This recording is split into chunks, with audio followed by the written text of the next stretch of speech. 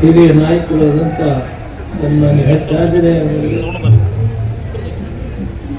ಮಾಜಿ ಲೋಕಸಭಾ ಸದಸ್ಯರಾದಂಥ ಚಂದ್ರಪ್ಪನವರು ನಿರಂತರ 45 ವರ್ಷಗಳು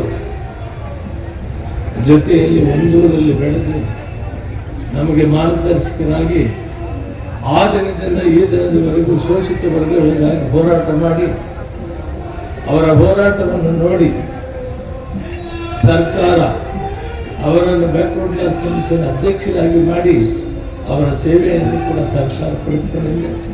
ಅವರು ನಿರಂತರ ಶೋಷಿತ ವರ್ಗಗಳ ಪರವಾಗಿದ್ದಾರೆ. ಅಂಥವ್ರು ಈ ಸಭೆಗೆ ಬಂದಿರೋದು ಖುಷಿನ ಬಂದಿದೆ. ಅವರು ಸನ್ಮಾನ್ಯ ಸೋದರ ಮಾರಿಕೊಂಡ ಶಾಸಕರಂತ ವಸಂತಪ್ಪನವರೇ ಮತ್ತು ಈ ಕಾರ್ಯಕ್ರಮದಲ್ಲಿ ಉಪಸ್ಥಿತಿರುವ ಹಲವಾರು ಸಮಾಜಗಳ ಮುಖ್ಯಸ್ಥರಂತ ವೀರೇಶ್ ವಿಭೂತಿ ಅವರೇ, ಲೋಹಿತಾಕ್ಷ ಅವರೇ, ಮಹಾಂತೇಶ್ ಸತ್ತಲ್ ಅವರೇ, ಚಲಪತಿ ಅವರೇ, ಶಿವಕುಮಾರ್ ಅವರೇ, ಯಮನೂರಪ್ಪ ಅವರೇ, ಶ್ರೀನಿವಾಸ್ ಅವರೇ, ನಾಗಪ್ಪ ಅವರೇ, ಕುಮಾರ್ ಅವರೇ ಮತ್ತು ಇನ್ನೆಲ್ಲ ಇಲ್ಲಿ ತಂದಿರುವ ಹುಸೇನಪ್ಪನವರೇ, ಸಿಂಹಾದ್ರಿಯವರೇ, ಹನುಮಂತಪ್ಪನವರೇ ಮತ್ತು ಎಲ್ಲ ಮುಖಂಡರು ಇಲ್ಲಿ ಭಾಗವಹಿಸಿದ್ದೀರಿ. ಮತ್ತು ಎಲ್ಲ ಬಂಧುಗಳೇ, ಶತಮಾನಗಳಿಂದ ಶೋಷಿತ ವರ್ಗಕ್ಕೆ ಸಿಕ್ಕಿರೋರಲ್ಲಿ ನೀವು ಇದ್ದೀರಿ, ನಾವು ಇದ್ದೀವಿ. ನಾವು ಸ್ವಲ್ಪ ಮುಂದುವರೆದಿದ್ದೀವಿ, ನೀವು ನಮ್ಮ ಹಿಂದೆನೇ ಇದ್ದೀರಿ.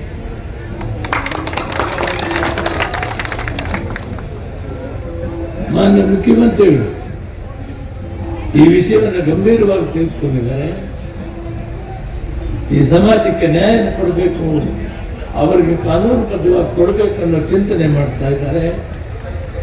ಸರ್ವೋಚ್ಚ ನ್ಯಾಯಾಲಯ ಆಗಸ್ಟ್ 1ನೇ ತಾರೀಕು ತೀರ್ಮಾನ ಕೊಟ್ಟ ದಿನ ನಾವು ತಿಮ್ಮಾಪುರವರು, ಆಂಜನೇಯಣ್ಣವರು, ಚಂದ್ರನವರು ಹೋಗಿ ಮಾನ್ಯ ಮುಖ್ಯಮಂತ್ರಿಗಳನ್ನು ಭೇಟಿ ಆದಾಗ ಹೌದು ಇದು ಯಾವತ್ತು ಮಾಡಬೇಕಾಗಿತ್ತು, ಇದಕ್ಕೆ ನಿರಂತರ ಹೋರಾಟ ನಡೀತಾ ಇದೆ, ಮಾಡೋಕ್ಕಾಗಲಿಲ್ಲ, ಈಗ ಸಂದರ್ಭ ಬಂದಿದೆ, ಆದಷ್ಟು ಮಾಡೋಣ ಅನ್ನೋ ಮಾತನ್ನ ಸನ್ಮಾನ್ಯ ಸಿದ್ದರಾಮಯ್ಯ ಹೇಳಿದರು.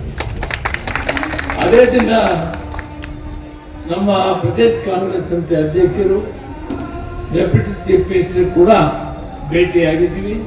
ಅವರು ಕೂಡ ಆಶ್ವಾಸನೆ ಕೊಟ್ಟರು, ಇದು ಯಾವುದೇ ಕಾಲಕ್ಕೆ ತಡೆ ಮಾಡೋದು ಬೇಡ, ಇದನ್ನು ಮಾಡೋಣ. ಆ ಮಾತಿನಂತೆ ಈಗ ವರ್ಗೀಕರಣ ಒಂದು ಹಂತ ಮುಟ್ಟಿ ತೀರ್ಮಾನ ಆಗಿದೆ. 2 ಸದನದಲ್ಲಿ ಒಪ್ಪಿಕೊಂಡಿದ್ದಾರೆ. ಗವರ್ನರ್ ಅದಕ್ಕೆ ಸಂತಕ ಮಾಡಿದ್ದಾರೆ.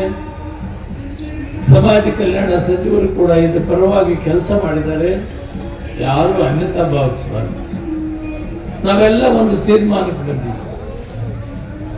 ಸನ್ಮಾನ್ಯ ಪರಮೇಶ್ವರ್ ಅವರು, ಮಹಾದೇವಪ್ಪನವರು, ಪ್ರಿಯಾಂಕ ಖರ್ಗೆ ಅವರು, ಶಿವರಾಜ್ ತಂಗಡಿಗೆ ಅವರು, ತಿಮ್ಮಾಪುರವರು, ನಾನು, ಕೆಲವು ಶಾಸಕರು, ನರೇಂದ್ರ ಸ್ವಾಮಿ, ಸುಧಾಮದಾಸು, ಬಹಳಷ್ಟು ಜನ ಶಾಸಕರು ಕೂಡ ಸೇರಿ ಒಂದು ತೀರ್ಮಾನಕ್ಕೆ ಬಂದಿದೆ. ನಾವು ಆ ಜನಸಂಖ್ಯೆ ಆಧಾರವಾಗಿ ಸಮವಾಗಿ ಹಂಚಿಕೊಂಡು ಒಟ್ಟಿಗೆ ಬಾಳಿ ಬದುಕೋಣ. ಆ ದಿನ ಬಹಳ ಎಲ್ಲರೂ ಕೂಡ ಒಟ್ಟಾಗಿ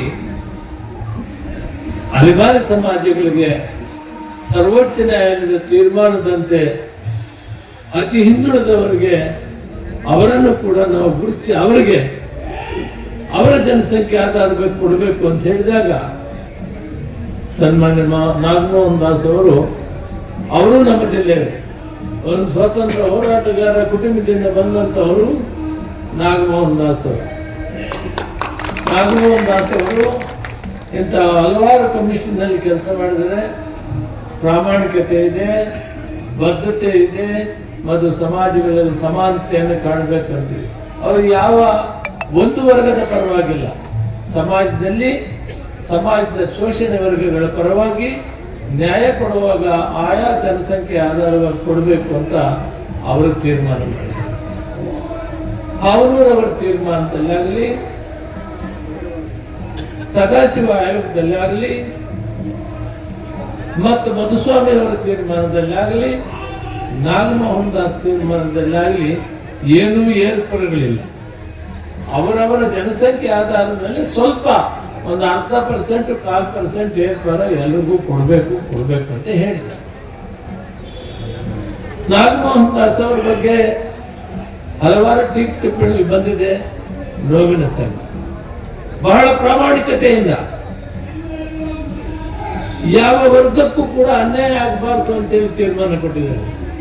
ಬಹುತೇಕ ಇನ್ನ ಎಷ್ಟೇ ಕಮಿಷನ್ಸ್ ಅಪಾಯಿಂಟ್ ಮಾಡಿದ್ರು ಕೂಡ ಇದು ಶಾಶ್ವತವಾದಂಥ ಮಾರ್ಗದರ್ಶನ ಮತ್ತು ಒಂದು ಮುಖ್ಯವಾದಂಥ ರಿಪೋರ್ಟ್ ಅಂತ ಇರ್ತದೆ. ಇದರಲ್ಲಿ ಬದಲಾವಣೆ ಏನು ಇಲ್ಲ. ಅವರು ನ್ಯಾಯಸಮ್ಮತವಾಗಿ ಕೊಟ್ಟಿದ್ದಾರೆ ಅನ್ನೋದನ್ನ ನಾವೆಲ್ಲ ಅರಿವು ಮಾಡ್ಕೋಬೇಕು.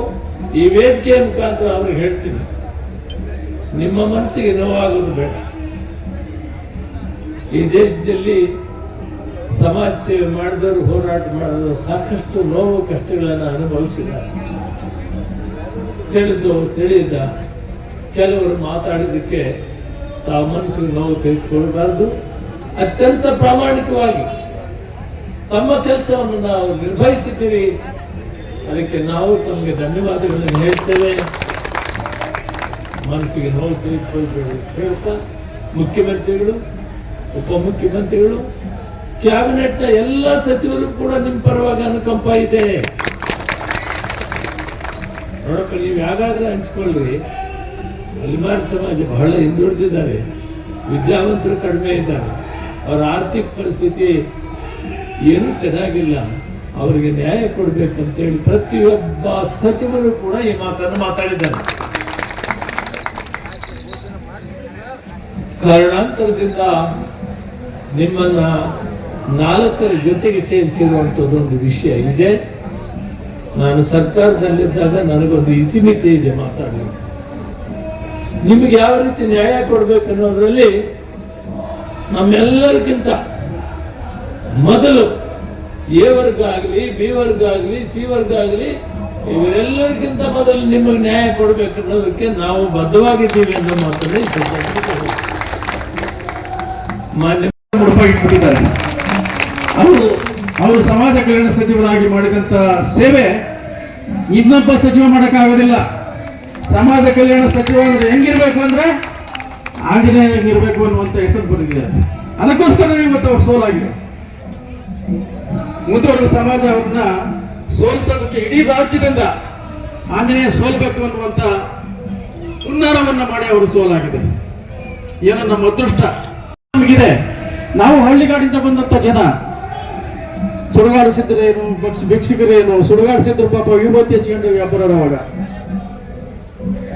ಅಂತಹ ಜನದ ವಿಚಾರವಾಗಿ ನಾವು ಮಾದಿಗ ಸಮುದಾಯ ನಿಮ್ಮ ಜೊತೆಯಲ್ಲಿ ಇದ್ದೇವೆ. ನೀವು ನಮ್ಮ ಜೊತೆಲಿರಿ, ನಾವೆಲ್ಲ ಅಣ್ಣ ತಮ್ಮಗಳು. ನೀವು ಭಿಕ್ಷೆ ಬೇಡ್ತೀರಿ, ನಾವು ಚಪ್ಪಲಿ ಹೊಲಿತೀವಿ ಅಷ್ಟೇ, ಇನ್ನೇನಿಲ್ಲ. ಹಳ್ಳಿಗಳಲ್ಲಿ ನಮ್ಮನ್ನು ಹೊರಗೆ ನಿಲ್ಲಿಸ್ತಾರೆ, ನಿಮ್ಮನ್ನು ಹೊರಗೆ ನಿಲ್ಲಿಸ್ತಾರೆ. ನಿಮ್ಮನ್ನು ಯಾರು ನಡುಮನೆಗೂ ಕರೆಯಲ್ಲ. ಬೇರೆ ಜನಾಂಗದವರು ನಡುಮನೆಗಾರು ಕರೀತಾರೆ, ನಮ್ಮನ್ನು ಚಪ್ಪಲಿ ಬಿಡೋ ಜಾಗದಲ್ಲಿ ನಿಲ್ಲಿಸ್ತಾರೆ. ಅದು ನೋವು ನಮಗಿದೆ. ಆದ್ರಿಂದ ಮುನಿಯಪ್ಪ ಸಾಹೇಬರು ನಾನು ಇನ್ನೂ ಒಂದು ಸಜೆಷನ್ ಕೊಡ್ಲಿಕ್ಕೆ ಇಚ್ಛೆ ಪಡ್ತೀನಿ. ಟೆಕ್ನಿಕಲಿ ಇದು ಕೊಡೋಕ್ಕಾಗಲ್ಲ ಅಂತ ಹೇಳಿದ್ದು ಅಂತಂದ್ರೆ ಅದು ನಿಮ್ಮಿಂದಲೇ ಒಂದು ಆರಂಭ ಆಗ್ಬೋದಾ? ಈಗ 3 ಗುಂಪುಗಳಿದೆ.